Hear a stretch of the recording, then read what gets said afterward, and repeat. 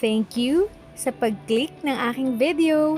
Good day po sa lahat ng SSS pensioners. Sa mga bagong viewers at napadaan lang, by the way, I'm Tita Eda. Welcome to my channel. Alam ko kaya mo to clinic kasi gustong malaman kung ano na ang update sa SSS 1,000 pension increase second tranche.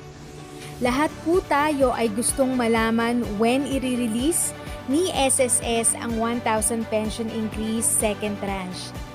Ayon sa video, ito daw ang mga dahilan ni SSS bakit hindi pa nila binibigay ang 1,000 pension increase second tranche. Ang hangad lang naman natin ay maibigay na ang matagal nang hinihintay ng lahat ng ating SSS pensioners, ng ating mga lolo't lola. Atin pong pakinggan ang balita tungkol sa SSS 1,000 pension increase second tranche update.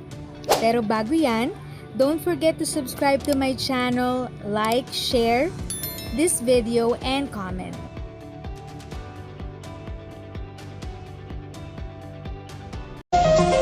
The Social Security system says it is not closing the door on the possibility of implementing the second half of the 2,000 peso pension increase.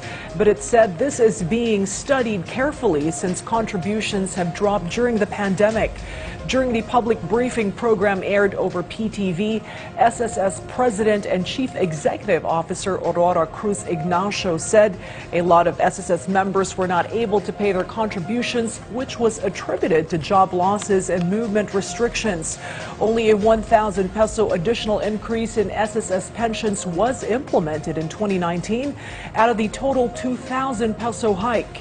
The Estate Pension Fund for Private Workers deferred the implementation to the second half of this year after weighing its impact on the agency's actuarial life.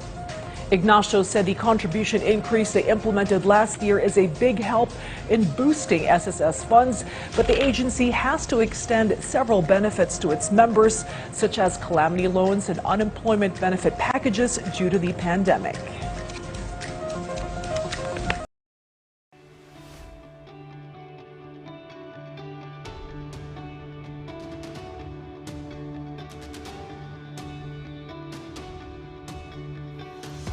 So ayan mga guys, if you find this video very helpful at nagustuhan mo itong video, please like, share, comment, and subscribe to my channel and click the notification bell para updated kayo sa lahat ng videos na aking i-upload. Thank you ulit sa pag-tune in nyo sa aking channel. Again, this is Tita Eda.